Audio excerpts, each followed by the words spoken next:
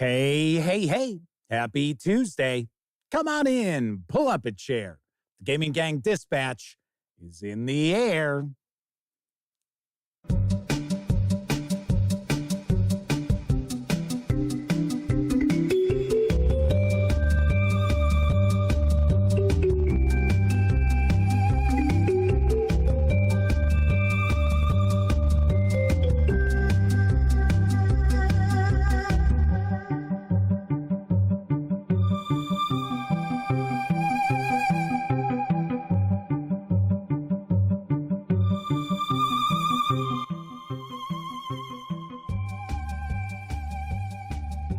Howdy, gang, and welcome once again to the Duct Tape Studios.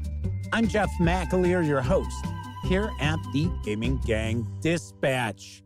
Welcome aboard, everybody. Yes, the Dispatch is, of course, sponsored by unbelievably no one this week.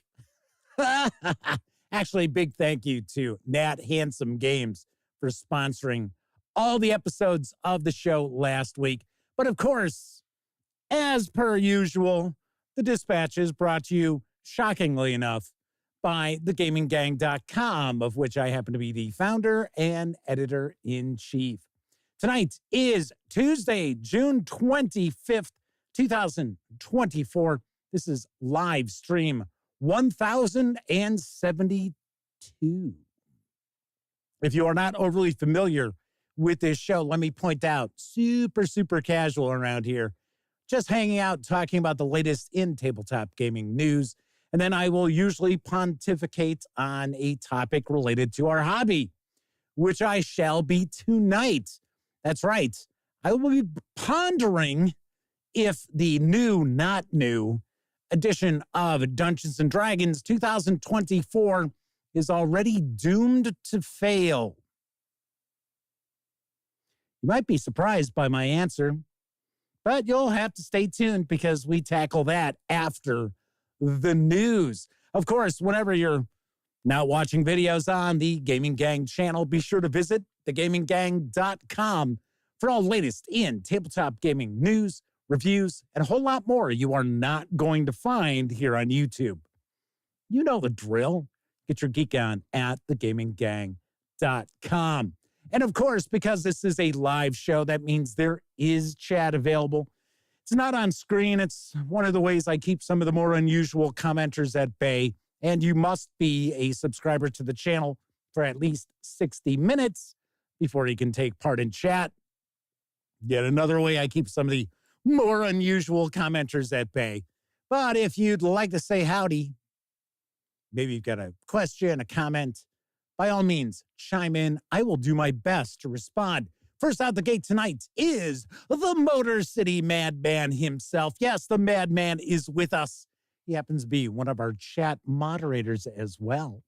Keithulu, as well as Gleeman RX, Pete's Draculich, Jose Fernandez, Jody Connor, Semper Buffo, W Forge, and I think I've said hello to everybody to this point. No, I was going to say my mistake there, but it's not really my mistake. I was going to move on to the news, and then all of a sudden, 4 more people jumped into chat. We've got Grandpa John, who I believe this might be a first-time visit in chat with us. Welcome aboard. Chris Lundgren, Tony Urquides, and Viper Dave are all popping on in. Welcome aboard, everybody. We're going to dive right on in. Keithulu says they're watching videos on the new Dungeons & Dragons with the same eye as someone slowly passing by a serious car crash. Is there a little bit of a gaper's block there? NS Versus is also popping on into chat, as is Venom 12. I believe both of them are also first-time visitors here in chat. All right, so of course we will get to the topic in just a bit, but let's jump on into the news because Mantic Games is currently taking pre-orders for a mighty impressive looking starter set for their Firefight Miniatures game. I've got the skinny on Edge of Sanity. Hey, wait a second. Why did that just pop up? Oh, I know why. It's last week's sponsor. I thought I cleared that out of this. That's okay. So let's talk about Edge of Sanity. Ta-da! Don't you love watching live? Always something going on. Grandpa John says they were here in stealth mode for some reason last week. Aha! Good deal. And Kevin King is popping on into chat. All right, anyway, about Edge of Sanity. Firefight is a fast-paced war game in the war zones of the future with alternating activations and intuitive rules for measurement and movement. Firefight is fast and furious. The innovative orders mechanic allows you to issue special rules on the fly in order to react to your opponent. For some reason, that doesn't sound right. Shouldn't it be special orders? Why would you be issuing special rules to the game? I don't know. This fantastic starter set boasts over 70 highly detailed Mantic miniatures, rules and force lists, a quick start guide, dice, and tokens. This box is a great way of introducing players to the Warpath universe and the immersive tactical and action-packed tabletop game of Firefight, pitting the noble forces of the Asterians against the newest threat to the galaxy, the Night Stalkers. This incredible box set gives you enough to create for the Asterians 20 marionettes, 4 support drones, 6 ciphers, 6 Matsuden, a cipher prime leader, and for the Night Stalkers, 20 scarecrows or specters, 10 reapers, 6 butchers or ravagers, and a shade to lead them. And a shade to lead them all. Or rule them all. The Edge of Sanity Firefight 2-player starter carries an MSRP of $140. Yes, you heard that correctly. $140 for over 70 miniatures, plus dice, plus rules, plus other goodies. I think if you order from Mantic Games, they're also tossing in some terrain, I believe. Yes. Now, this is going to land in stores on July 10th. There is also a starter set for their new, I think it's like a fantasy dungeon delve. I am going to take a peek at. I'm going to see if it's interesting enough for me to share the news with you. But I have heard some whispers in the ether that it looks pretty interesting. I have not taken a peek, so I don't even know the title of the game. But I did stumble across this, and I believe there are 2 other starter sets, or they call them 2-player sets, I guess. Same price point, same slew of minis. In fact, I think one of these starter sets actually has some vehicles in it. It's got fewer figures, but it's got a couple of vehicles. I thought that was pretty wild. That was pretty wild. All right. Very nice. Kathy Evans is popping on into chat. Good to see you, Kathy. Let's move on to our next news piece, because today Goodman Games launched a Kickstarter in order to fund both a Dungeon Crawl Classics and 5e D&D edition of the classic Caverns of Thracia, or the Caverns of Thracia.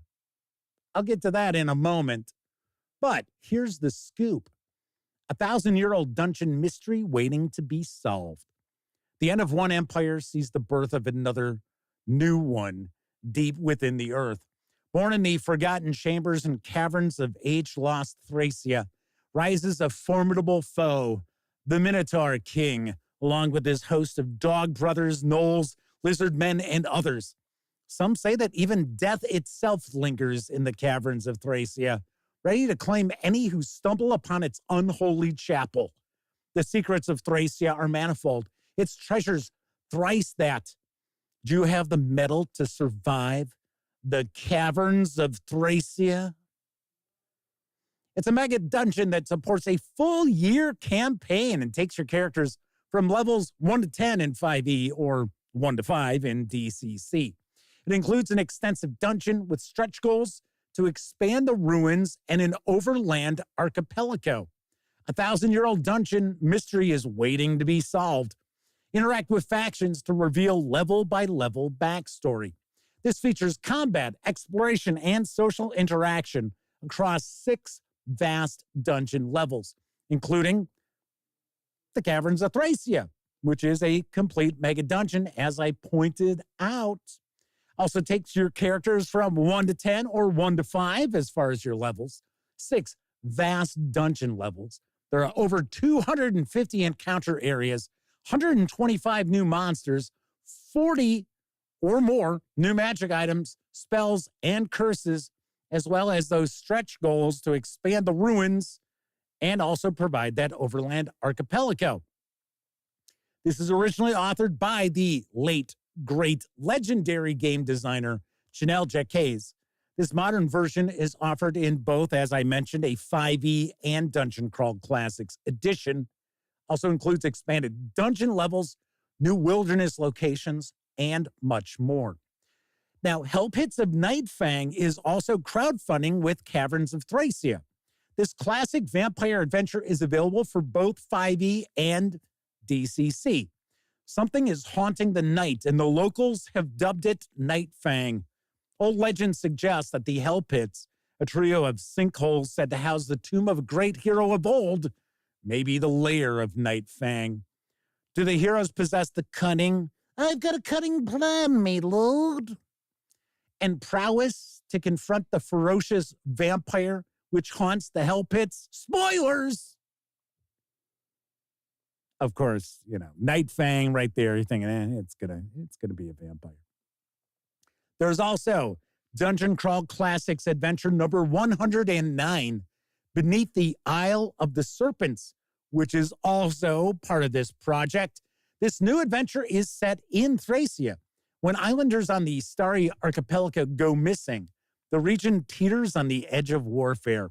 It's up to the player characters to discover what lurks beneath the island and end its threat to the surface world. This standalone adventure is for second-level characters and expands on the setting, which is, of course, presented in Caverns of Thracia.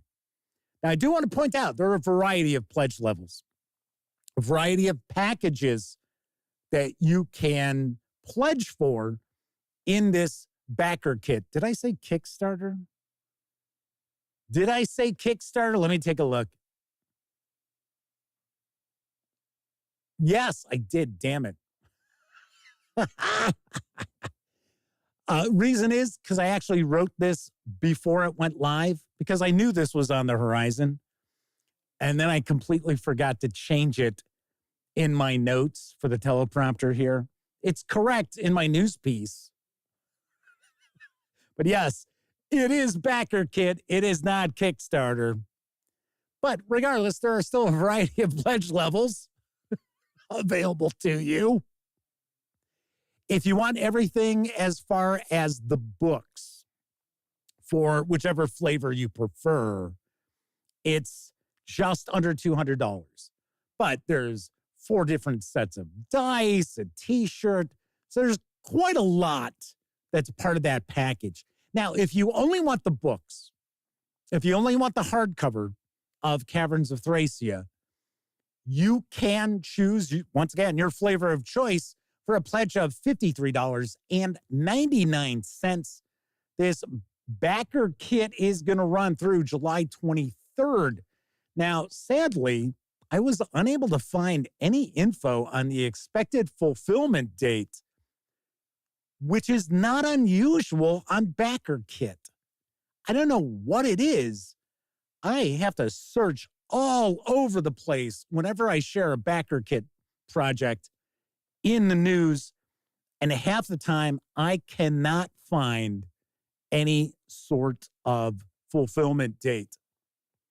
Now, of course, obviously enough, if you have stumbled across it, by all means, let me know in chat or If you're watching on Memorex, let me know in the comment section. But like I said, I actually spent a good 5 minutes digging around, could not find any fulfillment. But normally, Goodman Games fulfills within about a year. So Keith Hulu says, nice Blackadder reference. I do that from time to time whenever I run across the word cunning in a news piece. All right.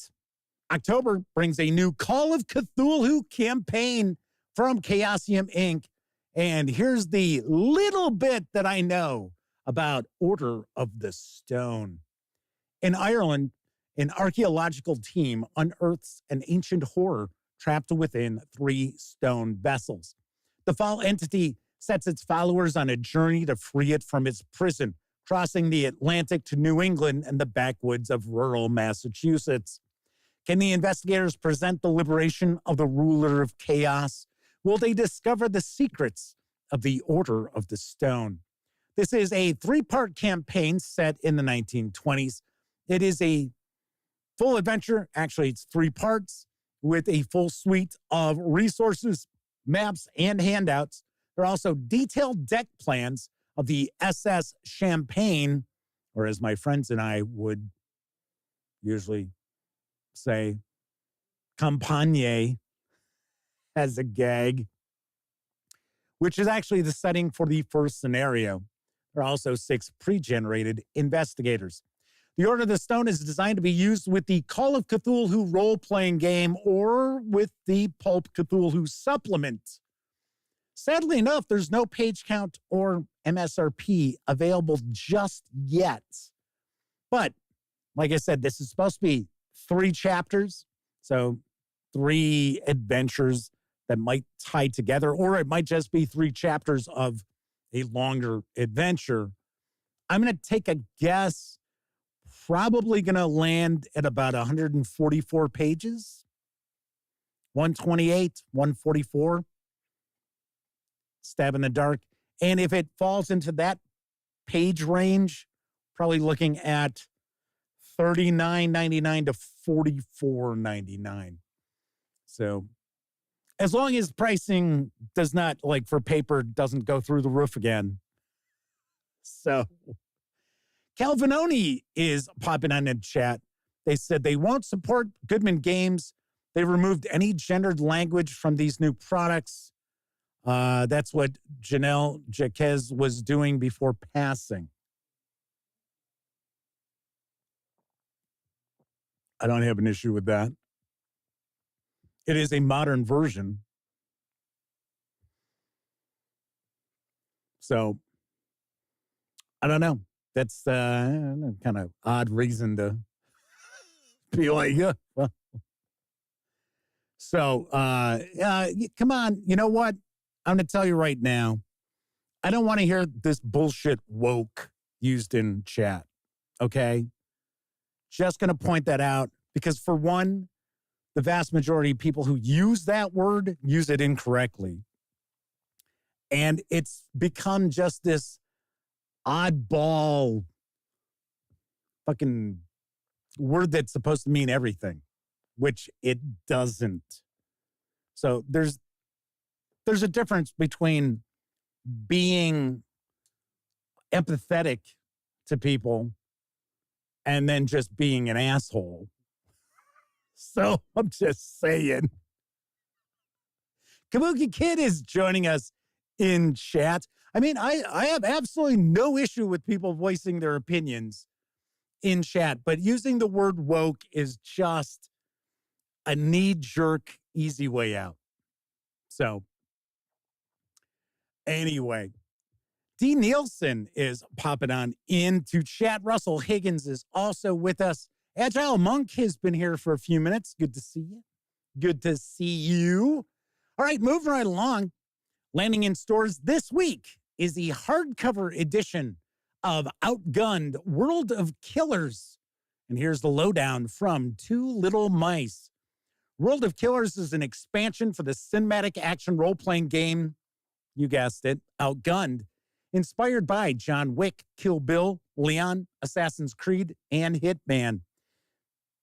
which one doesn't really fit there, right? It's sort of like, which one of these 5 doesn't kind of fit in? There's like that Sesame Street song. Calvinoti says, we disagree, host. Yeah, we just do. It's okay. We can disagree. I'm just sitting there. John Wick, Kill Bill, Leon. Trying to remember the English language version of them. Oh, isn't it The Assassin? Isn't that what it's called? I don't know. Really awesome movie. Hitman and Assassin's Creed.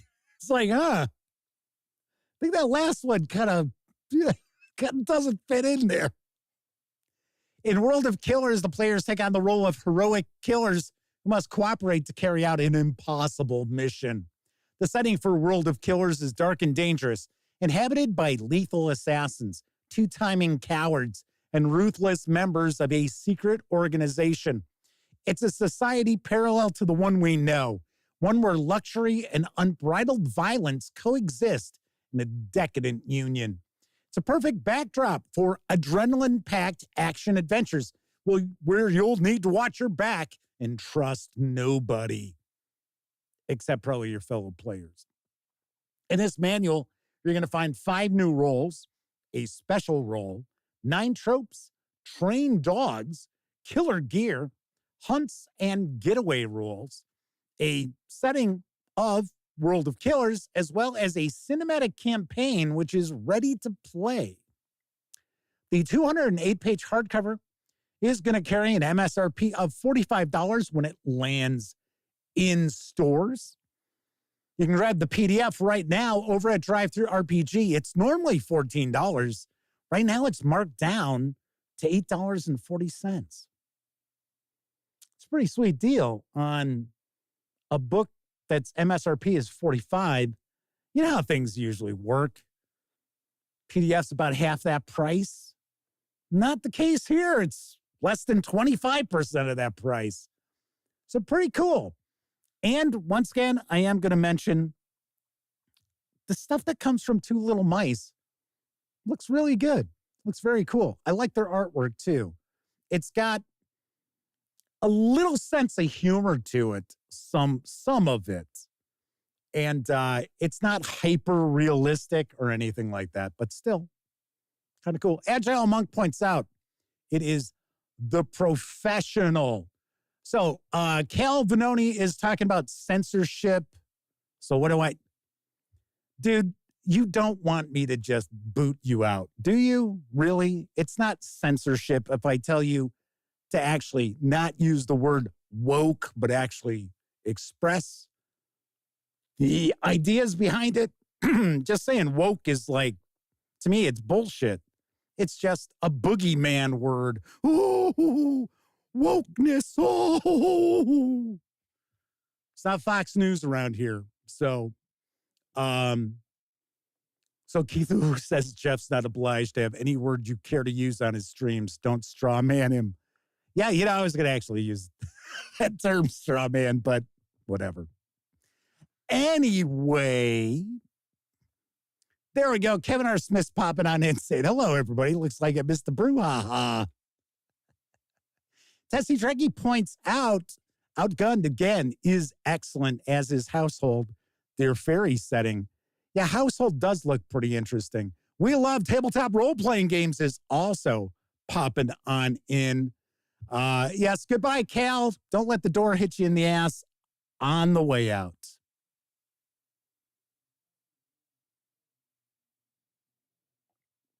Lord Cost 2000 is with us, too. I had a feeling that we would get a little different crowd in chat tonight because of the topic. I'm going to tell you right now, I think there will be some of those folks like Cal who are not going to be happy with the answer to the question I posed tonight. Matt Rost is also popping on in. Welcome aboard. I think this might be Matt's first time visiting with us. Flaming Heron is here, in case I missed him earlier, popping on in. as is 245 trioxin. Tessie Trekkie says they need a beer, some more beer. They like beer. I like beer too. Final news piece of the night, now available in PDF from Ryder Games, is the Revenant Society, the Endless Loop Beneath the City. Say that 5 times fast. Here's the details. The Revenant Society is a role-playing game where you must solve the mystery of your own demise before the next time loop starts, or be doomed to repeat it. The afterlife is only the beginning. Designed by Banana Chan and Sen Fung Lim. Apologize if I mispronounced that. The Revenant Society can be played with 2 to 4 players acting as the Revenants and a Fate Weaver, game master, leading the story. Each session will take 2 to 4 hours to play. This game uses the Powered by the Apocalypse system. In each game, Revenants are trapped in a time loop of the same night, typically midnight to dawn. The game takes place over 4 of those time loops. They use their moves to travel around the city, trying to maintain unnoticed as they decompose, investigating as they go. Once there is a fixed event, it cannot change. This is a challenge for the game master. If the Revenants get to dawn, they reset to the moment of the first wake up with their memories of the previous nights intact, but not with any acquired items or allies. You use the loop board to track your information and which time loop you're in. If you loop too many times, you're trapped, doomed to repeat the same loop forever. Forever. The Fate Weaver will write out notes of the events that happened during the game on the loop board. That way, all players will be able to see what has happened so far. The loop board also keeps track of the watchers, what loop number the players are on, and what questions they need to answer. They also facilitate keeping track of all the relationships and NPCs using the map of intrigue. Bring out the map of intrigue. You can draw lines on the map of intrigue between NPCs and make notes, so all players are aware of what is happening. On rare occasions, a doorway to limbo opens, and if a curious living being were to step through that door, they would dissolve into shadow, turning into a watcher. They may go through the doorways between the living world and limbo, but cannot interact directly with either the living or the dead. Seeing a revenant trapped in the time loop fills them with the greatest pleasure, because that's the only thing that's worse than being a watcher. Watchers take on the form of a tracker on the loop board. When players succeed at using their moves, rolling a 10 or higher, place more watchers on the events with a maximum of 4. While the living do not see watchers, they are inclined to look at you more carefully. And as you have been decomposing for 10 days by now, that is most undesirable. You can order the deluxe box set for an MSRP of $79.95. I am sharing an image of all the goodies that come in that box set. Or if you'd like, you can grab the PDF alone over at Drive-Thru RPG right now for $24.99. Yes. Seems pretty interesting. Seems kind of cool.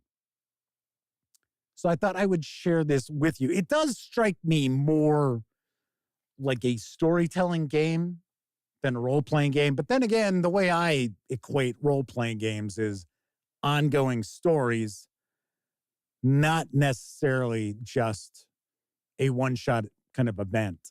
But that's just me. That's just me. Alrighty, that is it for the news tonight. Of course, I mentioned Drive-Thru RPG. Don't forget, the Gaming Gang, thus the Dispatch, is affiliated with the One Bookshelf sites. So if you're going to go visit, say, Drive-Thru RPG or Storyteller's Vault, Wargame Vault, hell, even Dungeon Masters Guild, please stop by thegaminggang.com first. Click on one of our banner ads. That way, if you happen to make a purchase, I get a small portion of that sale. And all those nickels, dimes, and quarters really do add up and help keep thegaminggang.com around. And it does look as if Drive-Thru RPG, the one bookshelf sites, have fixed their affiliate code. Because remember, I mentioned it seemed like it wasn't working because it was like, how come like 3 days have gone by and there haven't been any like affiliate commissions? Because that never happens. So I was like, But it looks like things have been solved. All right, so let's see. We've got a few more people who had popped into chat here. Cracks the Bold is with us, says their politics is basic expert. Badger is with us. Game Cat has arrived. Tessie Trekkie says, woke is to the right as fascist is to the left. And I say that as a card-carrying green member. James Venebush is with us. Cag Asian DeBall. Hopefully I said that correctly. Said they're popping on in, checking the show out, catching it live for a change. Very cool.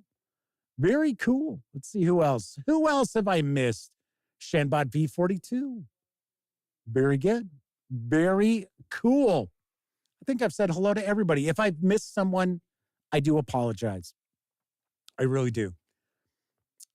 So we will get to the topic in a moment. Just wanted to mention, I got nothing done this weekend because sometime Thursday night, early Friday morning in the wee hours, our air conditioner died. It was like, oh, shit. So first thing we tried to see is, okay, so is it the capacitor? So had to go gallivanting around. I don't think you hear that word very often anymore, right? Gallivanting. To try to track down the right capacitor. Because, of course, can't use just any old capacitor in this thing. Finally got that. Wasn't it? So it's like, okay, so the only other thing it could be is the compressor. I mean, because if you ever look into like a big air conditioning unit for like a house, once you take that fan off, there's really nothing in there. It's like an empty hole box, maybe I should say, with a compressor, which weighs a ton. So that's how the weekend was spent, putting that back, well, not back together, just replacing it. But yeah, at least it's working now. The Badger says Jeff's bringing gallivanting back. That's right, I'm making gallivanting sexy again. NM is with us. Very good. Welcome aboard.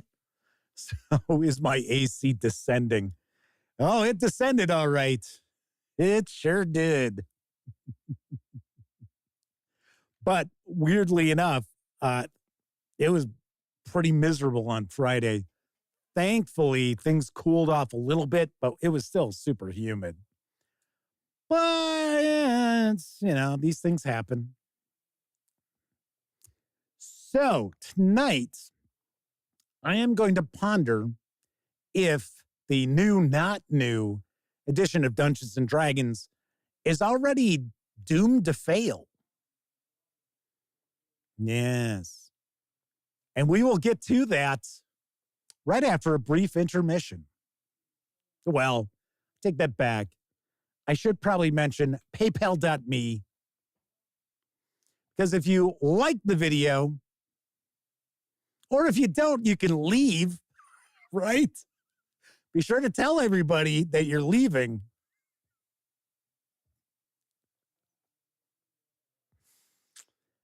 Anyway, if you like the video, if you dig the channel, if you find thegaminggang.com to be a valuable resource, hell, if you just like what we do, you can always swing on over to paypal.me/thegaminggang to make a small donation. Hell, you can buy me a 2-liter bottle of soda.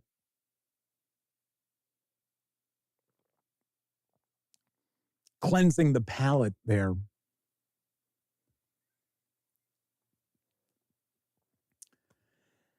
And there are a few of you out there who stop by paypal.me/thegaminggang and make not small donations, such as Agile Monk, Joshua Edwards, the Madman, Russell Higgins recently hit us with a big old super chat.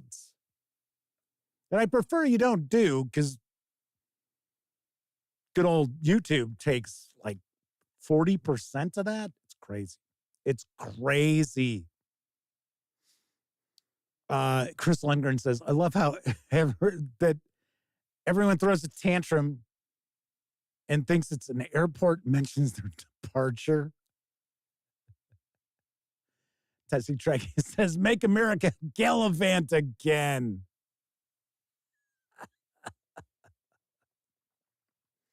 Very nice. Very nice.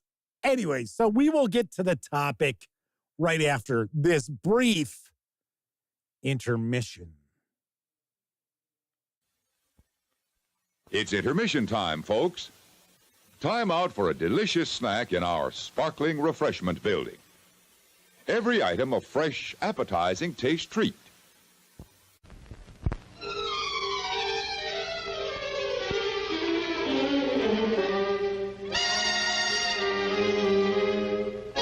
Yes, there's an air about hot coffee that's hard to resist.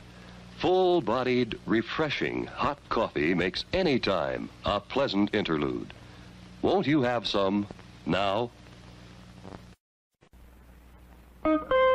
By beech nut, by gum, by beech nut, by gum. The flavor starts lively, the flavor stays lively. By beech nut, by gum. More flavor to chew, more flavors to choose. Like new Beech Nut Fruit Stripe Gum with 5 different flavors in every pack.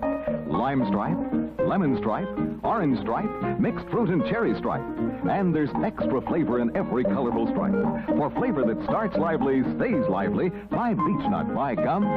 More flavor to chew, more flavors to choose. The flavor starts lively, the flavor stays lively. By gum, more flavor to chew, more flavors to choose. The flavor starts lively, the flavor stays lively. The flavor starts lively, the flavor stays lively. By beech nut, by gum, by beech nut, by gum. Let's stop and make a pot of Wilkins coffee. Keep going. I don't like coffee. It happened that way, moving west.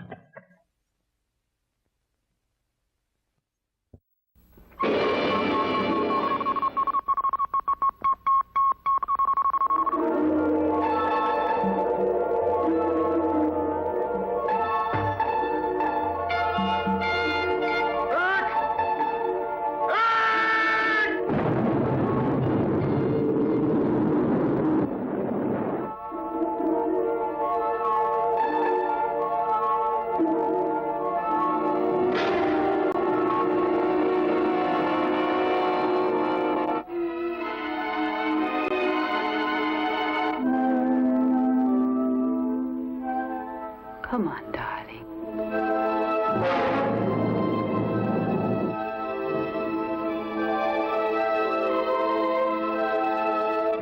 Is the seventh planet a world with a seventh sense? Can they make things and people appear and disappear?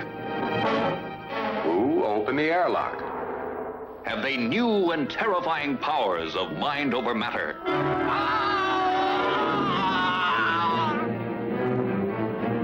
His arms frozen. Can they reach deep into your subconscious to make you feel terrors more horrifying than you know of? Give us an hour. If we don't show up, you'll know you don't have to wait any longer. You have come to destroy me. But my weapons are more powerful than yours. Your own fears have created the means of your destruction.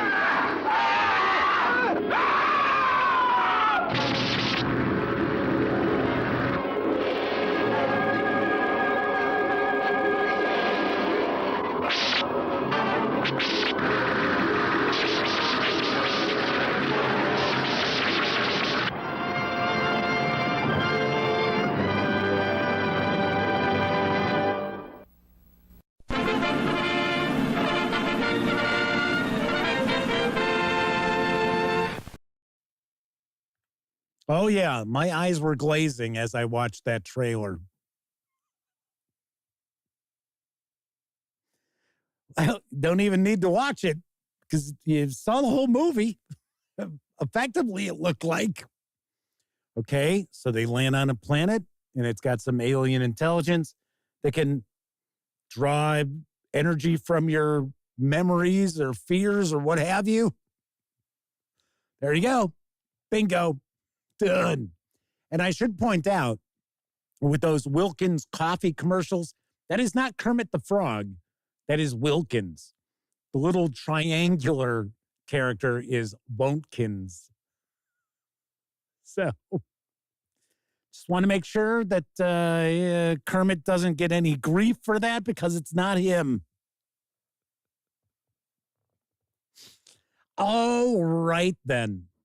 So, as I mentioned, tonight's topic is the not new edition of Dungeons & Dragons 2024 destined or doomed to fail?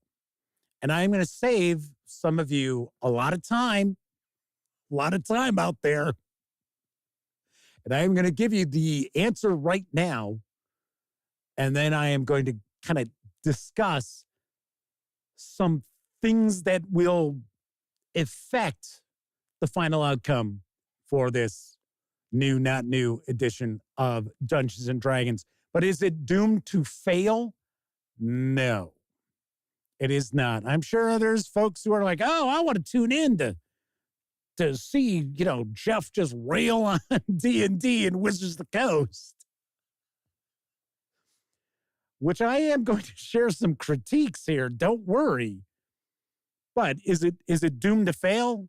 Just because one or two people go on to Reddit and just rail on and on about how they are not going to buy this not new edition of Dungeons & Dragons? No. But I think it is not going to do as well as Hasbro thinks it will. But the thing is, I think Wizards of the Coast already knows that this is going to underperform. It's not going to, like I said, it's not going to be a failure by any stretch of the imagination. In fact, they will crow about their sales figures once it's all said and done. But the reality is the potential for more buyers was there, and they are not going to be able to fulfill that because of moves they have made. So let's talk about some of this. Because one of the things that I dislike intensely about Wizards of the Coast as of late, over the last year and a half, is how they like to shit on Dungeons & Dragons prior to Wizards of the Coast buying it. They have badmouthed both Gary Gygax and Dave Arneson on multiple occasions. Now, I'm not saying that either one of them was perfect. Absolutely not. Gary Gygax had his own personality issues, as did Dave Arneson. But the thing is, and there were a lot of other people who were involved in the creation of Dungeons & Dragons and its ongoing growing success while Gary Gygax was part of TSR. It wasn't just Gary Gygax. And sometimes it irritates me a little bit that, and don't get me wrong, without Gary Gygax, there'd be no D&D. Without Dave Arneson, there would certainly not be any D&D. But it wasn't just the two of them. And sometimes the way Gary Gygax is presented is as if it was all him all the time, no one else involved. And it's like, no, that is not the case. Mateo is with us. Welcome. Good to see you once again. So that's one of the things that irritates me is that Wizards of the Coast tends to downplay the importance of people who were part of TSR. They have made derogatory comments about Gary Gygax, about Dave Arneson. Now, was it like, oh, this is official Wizards of the Coast? No, but they were people who work for Wizards of the Coast or represent Wizards of the Coast who have said some pretty asinine things. And it's always so easy to make claims about people when they're dead and they can't defend themselves in any way, shape, or form. And they aren't somebody that was, like in the public eye. I mean, yeah, okay. Oh, well, hey, Gary Gygax did a voice on Futurama. Yeah, okay. Oh, you could see him at Gen Con from time to time, but it wasn't as if, he was like a huge social media presence or anything like that. Not that that really existed that much prior to him passing away. But that's one of the things that irritates me. Something else is that, and it's been said more than once by people representing Wizards of the Coast, that people like myself, who were part of the hobby early on. Now, in 74, I was a little kid. I didn't start playing D&D until 78, 79, thereabouts. And I pointed out time and time again, I did not play a lot of D&D. We moved on from D&D. When I stumbled upon Call of Cthulhu when it first came out, that was it. That became my game. So we kind of branched out. We were like early adopters of various different role-playing games early on, which I would like to see other people nowadays do that. But it's been mentioned a couple of times that people like myself aren't necessarily welcome in the Wizards of the Coast ecosystem. It's like, yeah, and it's not necessarily straight white male, it's white male. And there have been comments about, and this is another one of these things where they're like poo-pooing on TSR Dungeons and Dragons. And it's, oh, well, back then it was just white guys sitting around a table playing. According to who? According to the people who weren't alive at that time? Or the people who were 5 years old at that time? Telling us, oh, this is how gaming was back in the day. No, that is not the case. Now, granted, the vast majority of people playing, yeah, they were white men. High school, college age, yeah, that was your majority. And guess what? That's still the fucking majority of people who buy your product. Seriously. Wizards of the Coast spends far too much time trying to cater to people who don't play their game. I say it all the time. It's like, seriously. It's like, come on. So that bugs me. You do notice that the 50th anniversary of Dungeons and Dragons has pretty much been a flop. Now, I hear through the grapevine that, oh, there's going to be events at Gen Con. I don't know about that. I'm like, I don't get it. So, yes. So that's something that I personally think that, and this adds up to the, not new edition Dungeons and Dragons. That's going to catch on. That's going to catch on just like gallivanting. You watch. No, it won't. Anyway, as I go off topic.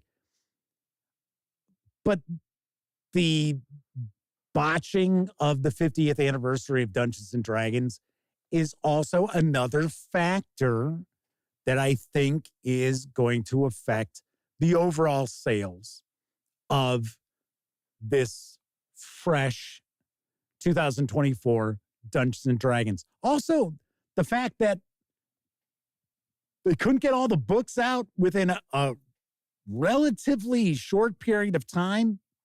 And yes, I know this happens to be the way it usually is with Dungeons and Dragons releases. I get it. That doesn't make it right. So Chris Lundgren says Hasbro's going to put warning labels on all their racist origins of the classic board game IPs. Oh, are they going to? I guess it's a question that they still sell. I don't know. I'll tell you what, let's talk a little bit about that artwork that has people worked up. And I tweeted and I also I threw it out there on social media and here on YouTube in the community that I had to laugh because the people who were like screaming bloody murder over the artwork, and we'll talk about the artwork that's been previewed in a sec. The ones who were screaming the loudest were the people who have already said they are not going to buy this 2024 D&D. It's sort of like, okay, I get it. So if you've seen the artwork, I mean, it is bland and soulless artwork. There is absolutely no doubt about that. And yes, I understand that Wizards of the Coast has their no AI policy as far as artwork. Well, I hate to break it to you, but if you look closely at that artwork, it's not necessarily created by AI, but I can guarantee you it was laid out by AI. I have absolutely no doubt about that. And sorry, any of those artists of that artwork that they floated out there who want to sit there and argue with me that, oh no, there was absolutely no AI used. Don't lie. Because there are some obvious clues to some of that artwork, such as a hammer that's being used in combat facing the wrong way, an axe that's being swung in another piece of artwork, that any artist who has any clue of how the arm actually works, the physics of swinging an axe, would know better. And then we've also got the oddball baking dwarves and the orcs. Oh, people are just going nuts about the orcs. And I get it. So the new orcs for Dungeons and Dragons 2024 draw inspiration from, it appears, Mexican culture or South American culture, which is weird because isn't that appropriation? It's like, wait a second.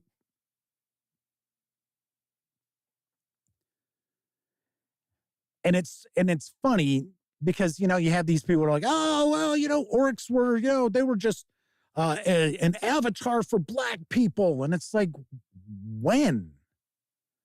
I mean, I could see somebody saying, well, the drow, because we've got the covers to the adventures where they are like dark complexion. Some like black. Oh, W. Ford says maybe they got Rob Liefeld to do some art. Yeah, to create muscles that aren't like part of your body, create new muscles and stuff like that.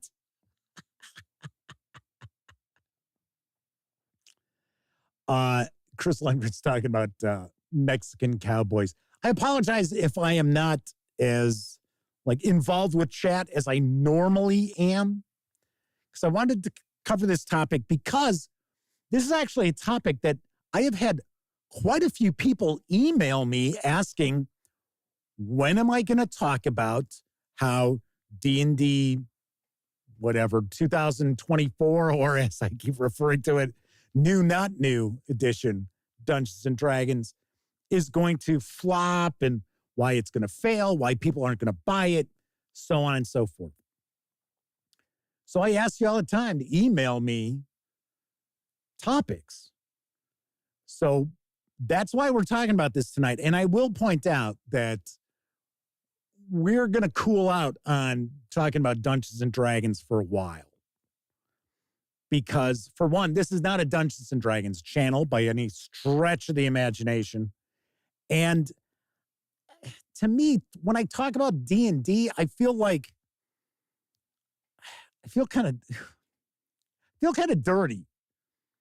But the reason why is because, to me, it feels like these topics are clickbaity. Right? Not Warren Beatty, clickbaity. And I don't want that. I don't want the live show topics to feel that way.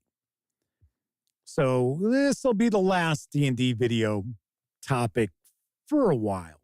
I mean, I'm not talking months. I'm just saying, for a few weeks. All right. So Kabuki Kid says they're temporarily calling it 5.5. I know a lot of people are saying that. Badger says, to use a phrase I used in the Army about my squad, combat engineers, to describe Wizards of the Coast, they could tear up an anvil with a toothpick. Chris Lundgren says, talking D&D now is so emotionally draining these days. I just want games that are fun to play. Yeah, you know what? That's something else where we even saw it earlier in chat, where just talking about D&D, we will get people, and I'm sure we'll see comments too, of people who are just vehemently opposed to my opinion. And then they will go off and just, write a big, long comment, and they get all worked up, and it's sort of like, really, who cares? But as far as that artwork goes, that artwork looks really corporate too, doesn't it? But that's been going on with D&D for a while, where it's sort of like, is Hasbro trying to subliminally influence people working in the office is good, it's good. Look at the old D&D artwork. It was evocative, told a story. You saw a moment a lot of times. I mean, there was crap artwork too, don't get me wrong. But a lot of, say, the Larry Elmore stuff, very iconic. Now it's a lot of the artwork that's in these books, and it's not only this upcoming release of this player's handbook, I'm talking about stuff that we've seen previously. It's like, oh, look, the high elves are getting together for an annual sales meeting. It's like, what? Yeah, you can tell they're discussing. You can tell they're discussing compensation and commissions. Yeah. What the hell? Just take a look at the preview art that was released. There are a couple of action shots, like I said. Obviously, AI layered or laid out, whatever. But a lot of the other stuff is just, oh, hey, this is what it's like carrying water in the village. You're like, wow. That gets my juices flowing. No, it doesn't. So, Sly Blue Demon has popped in and shared a super chat. Money for the soda fund. Thank you very much. Cobalt Games is with us in chat. Miss Sarah D is also hanging out. I should have said hello early on. Just wanted to get right into things.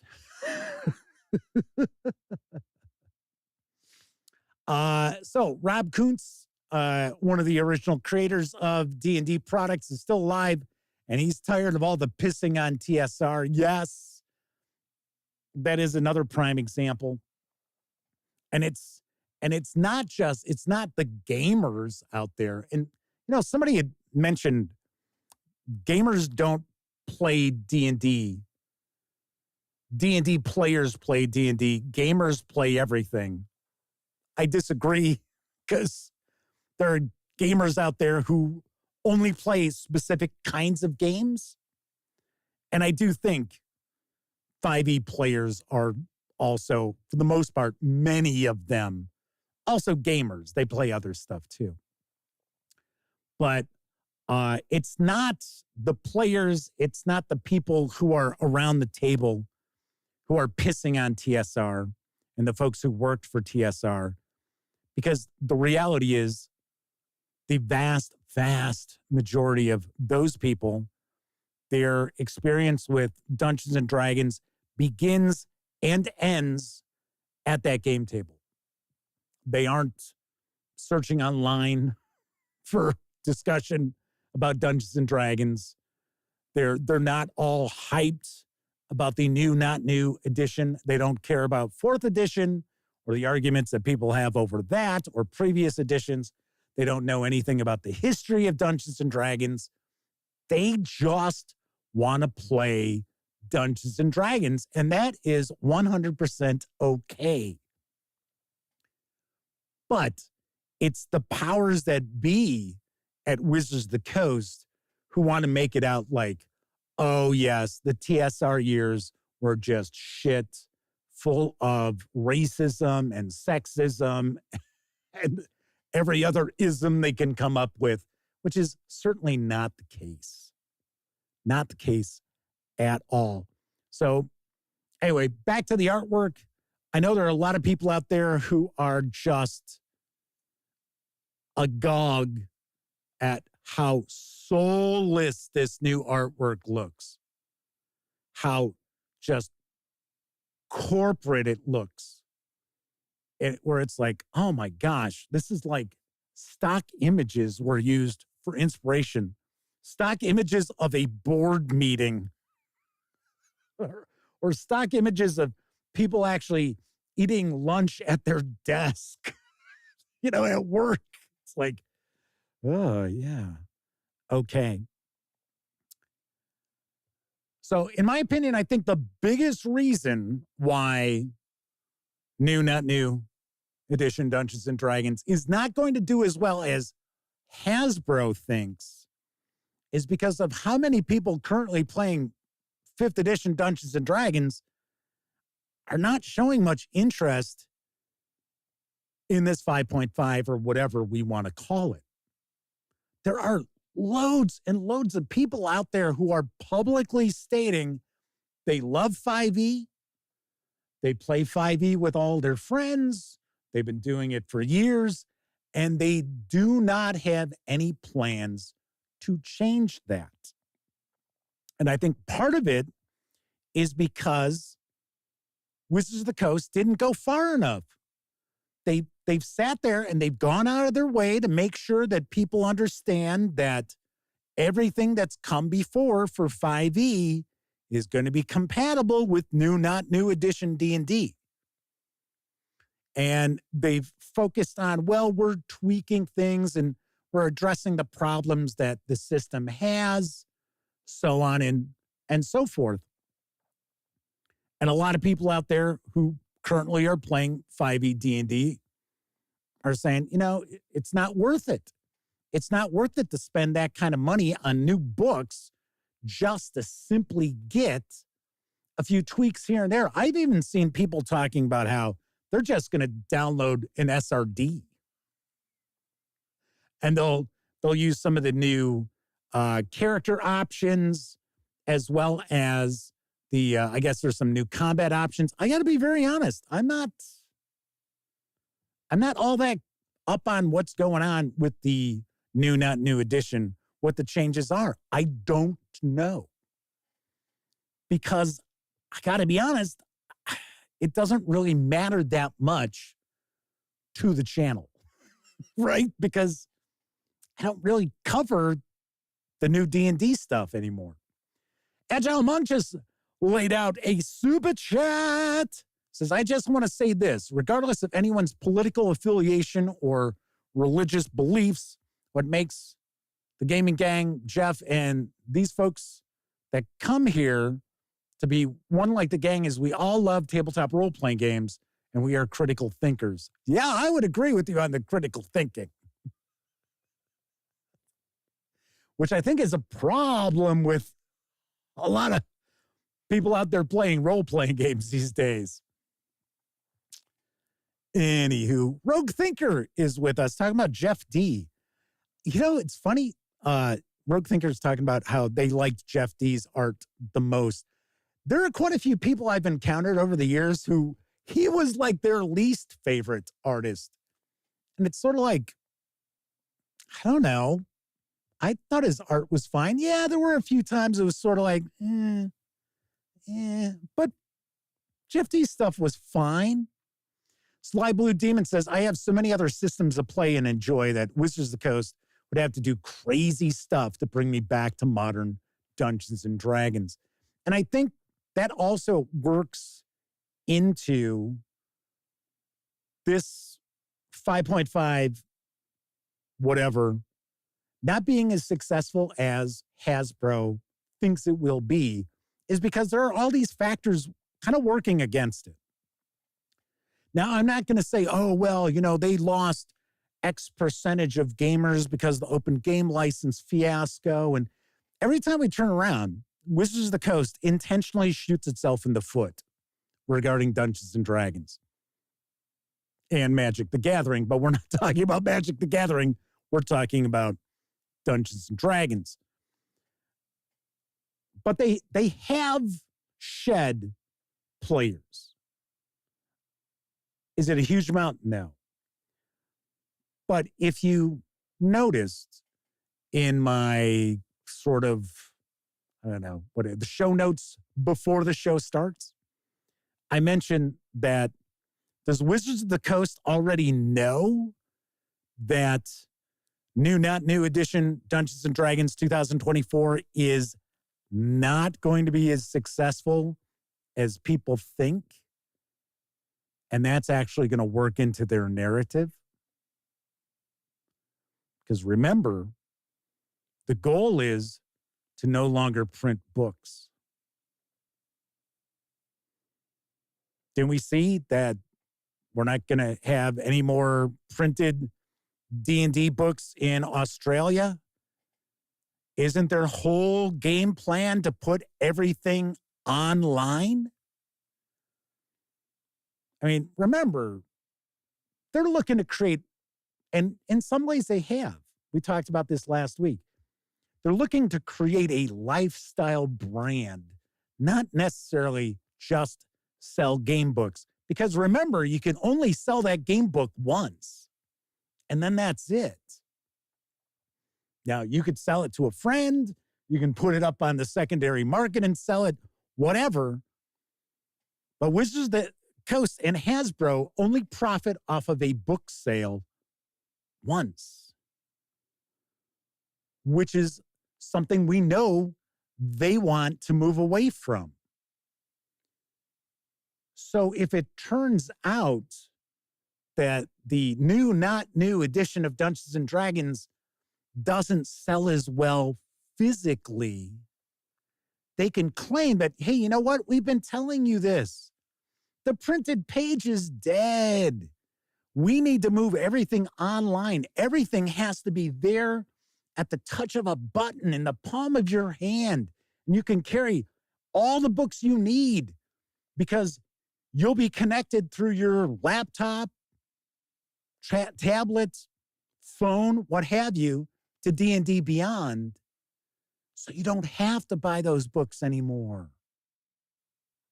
Plus, you know, we did print all those books. You didn't buy them. Kind of curious about that. I'm sort of. W. Forge says they're impressed. They're selling the books for $49.95 each. I would say Yeah, because I'll be the first to point out, I've considered picking it up, just take a peek, just to have it, more as like a completionist sort of thing than anything else. I am curious about the changes that they've made. And I've pointed out before, I don't hate Wizards of the Coast. I don't hate Dungeons and Dragons. But once again, I'm not going to sugarcoat things. I'm not going to lie to the people who tune in to watch this show. I tell you what's on my mind. Am I sometimes wrong? Of course. Of course I'm wrong. But sometimes I tell you something that people go, this guy's crazy. And it turns out I'm right. So it's like, okay. Fleming Huron says, then they charge the same price for the digital copies. Yes. GameCat says we should refer to this edition as last edition and right off into the sunset. Ooh, it is a possibility. It is a possibility. I'll tell you one thing, though. I don't foresee Wizards of the Coast and Hasbro waiting 10 years to release a true 6th edition of Dungeons and Dragons. And I would not be shocked if it wasn't them. I'm not saying that Hasbro's going to sell the IP. I'm not saying that at all. To be honest, if Hasbro were to sell, I think what they would do is they would actually sell Wizards of the Coast, probably Avalon Hill together. But at the moment, Wizards of the Coast is far too profitable for Hasbro to just sell off. But then again, I mean, Hasbro has been on the downturn. And the reality is, Wizards of the Coast has kind of been their cash cow for the past year and a half, 2 years, so on. Agile Monk says Hasbro won't sell the IP. Yeah, I'm not saying they will. I said, but I would not be shocked. Agile Monk says, until they milk it dry. See, I wouldn't be too surprised that the grand scheme of things to get everything in the cloud. God, I fucking hate that term. It's so stupid. It's on a server, okay? Just like everything else. It's on a server. It's not in the clouds anyplace.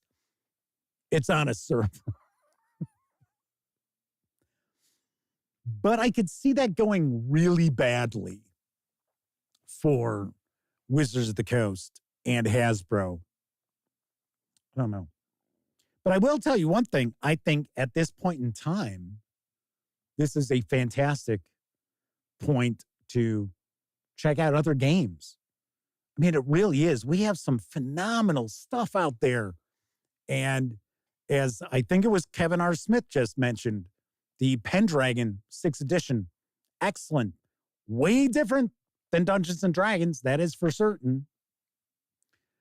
We've got the remastered Pathfinder. We've got the various different offshoots of 5e that have been kickstarting over the past year, year and a half, that some are starting to trickle out, like Tales of the Valiant. We talked about that.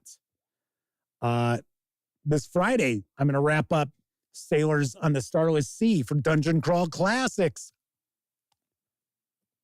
So we're going to have fun with that. You got Call of Cthulhu. I mean, you got Traveler. You've got all these other role-playing games out there. If you're on the fence about the new, not new edition of Dungeons and Dragons, you don't have to be locked into it.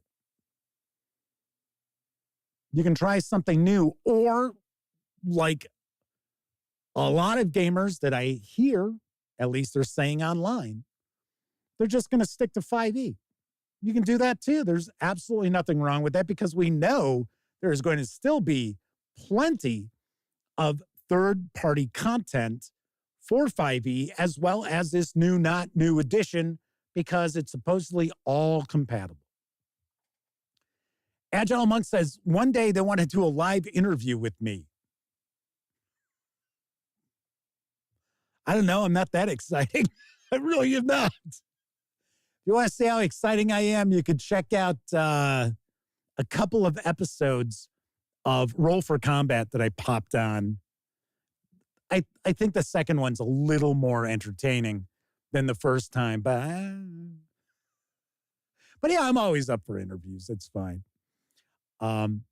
Anyway, there's, like I said, Free League Publishing, all this stuff. That's the focus of this channel, is to introduce you to all of these great role-playing games that you see behind me and more. You want a fantasy role-playing game? Warhammer Fantasy Roleplay. It's excellent. If you want to stick with the 5e mechanics, go grab Kobold Press stuff. You want some science fiction? You got Traveler. Oh, man, I love Alien. Well, guess what? You've got the Alien role-playing game. You got the Blade Runner role-playing game. You want to stick with fantasy? You've got Dragonbane, which is a lot of fun. Maybe a little more tongue-in-cheek than you may want. Okay. Well, you also got Forbidden Lands. All of those are from Free League Publishing.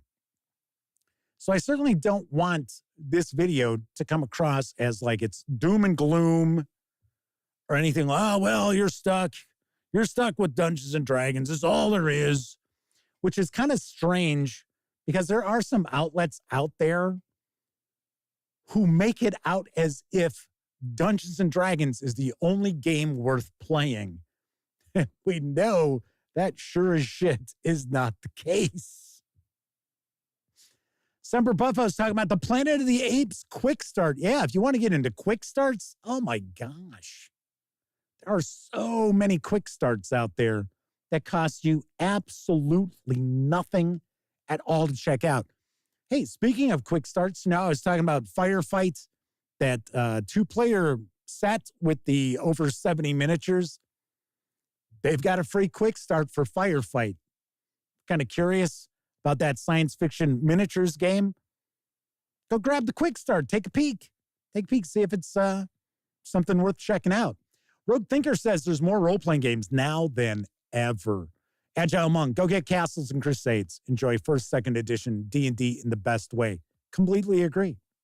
I completely agree. Don't know what my topic is for tomorrow, but I will tell you this. It will not be Dungeons and Dragons. Or at least it won't be 5th edition or 5.5, right? I don't think it's... Oh, there's a little discussion of Palladium. I don't...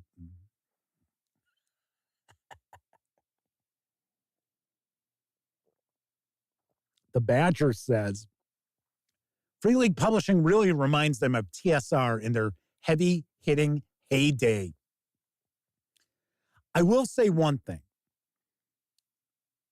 I think Free League Publishing needs to expand a little bit as far as their staff, or take a break from rolling out more IPs, because I think it feels like they're at that brink where if they try to take on a couple more IPs with the current group, I think the quality might suffer a little bit. And the reason why I mention that is because that the latest release for Blade Runner, I was thinking, man, this is going to be excellent. And it was just, it was decent. I think I gave it like a 7 out of 10. I mean, it was good, but it wasn't like, well, this is what I expect from Free League Publishing. Agile Monk also points out that Free League treats their freelancers quite well. Very nice. Very nice. All right. So that is pretty much it. So the answer to the question is not new edition Dungeons and Dragons 2024 doomed to fail? And the answer is no, it's not. But I also don't think it's guaranteed it's going to be the smash hit that Hasbro thinks it's going to be. And I think there are some folks at Wizards of the Coast who might see that writing on the wall. But as we kind of wrapped up the topic, that might all actually play right on into Hasbro's grand scheme to stop printing books and put everything online. Don't know. Cracks the Bolt says, Jeff is now our magic 8-ball. Let's shake him up. Well, when football season comes around, you know, you can ask me for my picks. You'll get to see what kind of magic 8-ball I am. Pete Strakolich says, topic, the new golden age of tabletop role-playing games, and Hasbro ain't it. Yeah, you know, once again, toss out ideas for topics. Not in chat, right? If you have an idea for a topic, toss it into the comment section, or you can always just email me.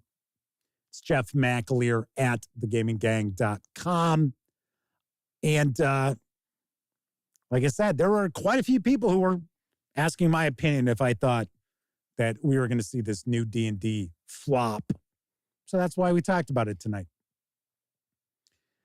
Cobalt Games says a poorer selling product might still be good for Hasbro if their margins are better. That's true.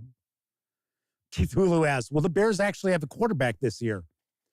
I can say with 100% accuracy, the Bears will have a quarterback. They will. They will have a quarterback. Actually, I think this kid's going to be good. I really do. I like his attitude. And he just seems like a good kid. So fingers crossed. And, he's got talent. But we've seen a lot of kids come out of college who had a lot of talent who just didn't translate to successful NFL careers. But I think we are going to see a pretty good quarterback for the Bears. Maybe not this year. Yeah, growing pains, obviously enough. So Chris Lundgren says, they like my hat. This was a Comic-Con exclusive for the 50th anniversary of the moon landing. And I had to jump through a lot of hoops to get this hat because I really wanted it. So there is that. Actually, funny enough, a month from today, I will be in San Diego for Comic-Con. I should mention, July is going to be a little weird, actually, July into August, because I will be at Comic-Con, and then I turn right around and go to Gen Con the following week. So you're going to have about a 2.5 week period where you're really not going to see live streams. So I'm going to mention that.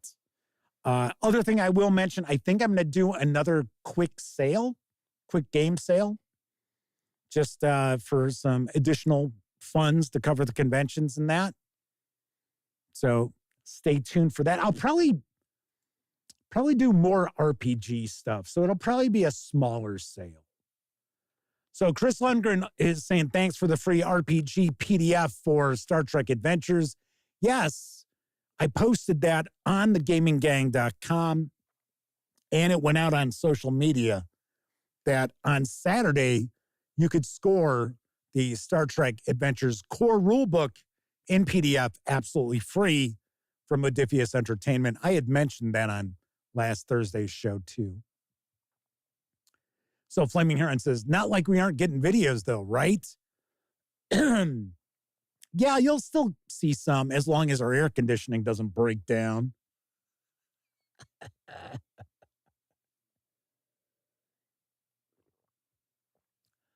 I don't know if I'll post videos at the cons. I know I won't do it at Comic-Con. Because for one, normally at night we're at parties and stuff, which is not necessarily the case at Gen Con. There's usually one or two. But I don't know. It's just weird. For Comic-Con, I really mainly go there for my brother. So I get the passes for my brother. So, I mean, they are press passes, and It's pretty wild to have a press pass. It's pretty cool. But, I like comics and that. I don't really read comics as much as I once did. Every once in a while, I might get turned on to a particular title. But it really isn't comics anymore. It's all pop culture stuff. It's movies, TV shows, things like that. But it's just kind of crazy. Thankfully, we are staying at the Embassy Suites again, so we will be right down the street. It's going to be great. I loved it last year. Just, I'm going to walk back to the hotel.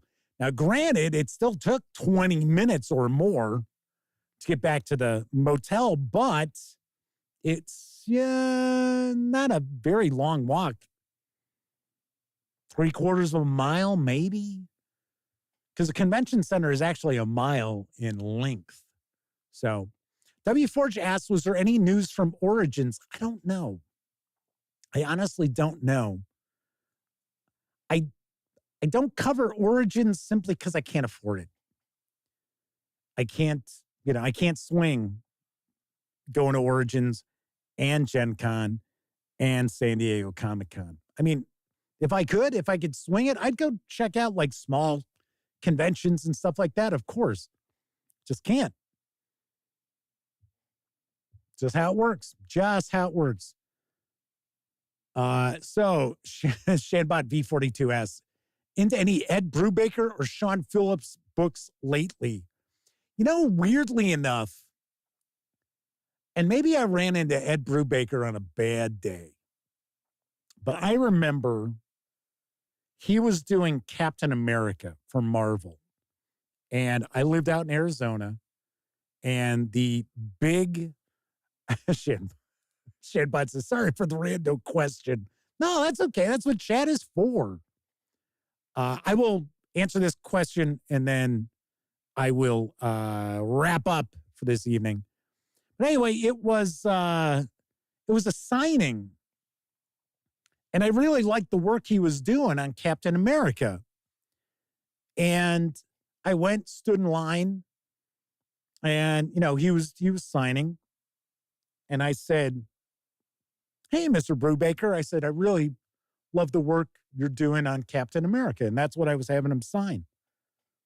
Never even looked up, nor even acknowledged my existence. I was like, seriously? I mean, I didn't say anything. I was just like, hey, thanks. But the thing was, it may have been the folks who owned the comic store, because they were kind of dickheadish anyway. So they may have been a pain in his ass that put him in a bad mood. Maybe. I don't know. But I read some Criminal. I liked Criminal. I thought that was a pretty good series. Like I said, I like Ed Brubaker. I guess I probably caught him on a bad day, because very unusual for someone to be doing a signing that doesn't even acknowledge your existence. So, it was, if I remember correctly, you had to buy something from the comic store to have him sign it. You couldn't bring stuff in from the outside. So Chris Lundgren asks, anybody got a copy of the RuneScape role-playing game Quick Start on Free RPG Day? Isn't that from Steam-Forged Games? Because if it is on its way, the actual core book.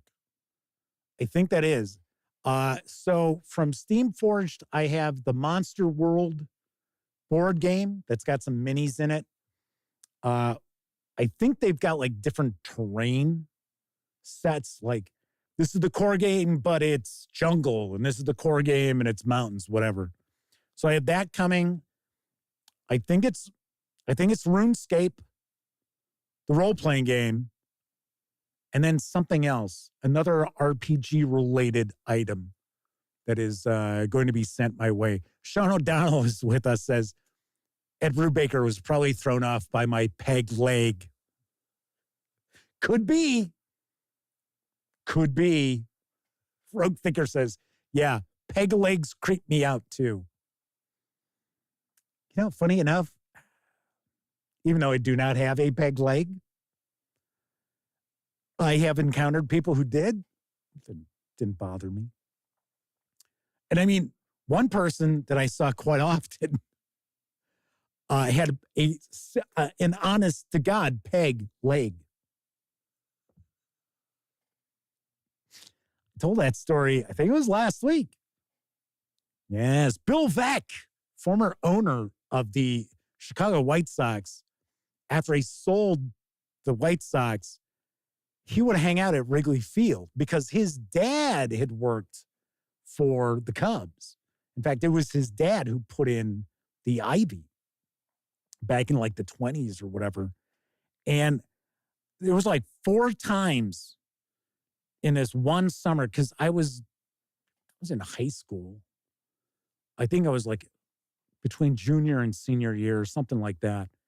I was going to the Cubs games a lot. And there were like 3 or 4 times I sat right next to him.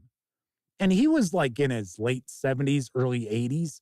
And he'd have his shirt off and he'd just be talking to everybody. He was so cool, so nice. Really, really nice person. And he had a peg leg. So there is that. Kabuki Kid says if you have a peg leg in today's age, you just want to be wacky. I don't think people would actually have a peg, though. I think they would have like the titanium kind of, you know, not the blades, because I think the blades are just really more athletics. I think. I don't know, to be honest. Sharon O'Donnell says, tough getting up into Wrigley with that, I bet. Not really, because to the bleachers, it's a ramp. It's just a ramp that goes up. There aren't any stairs. So there you go.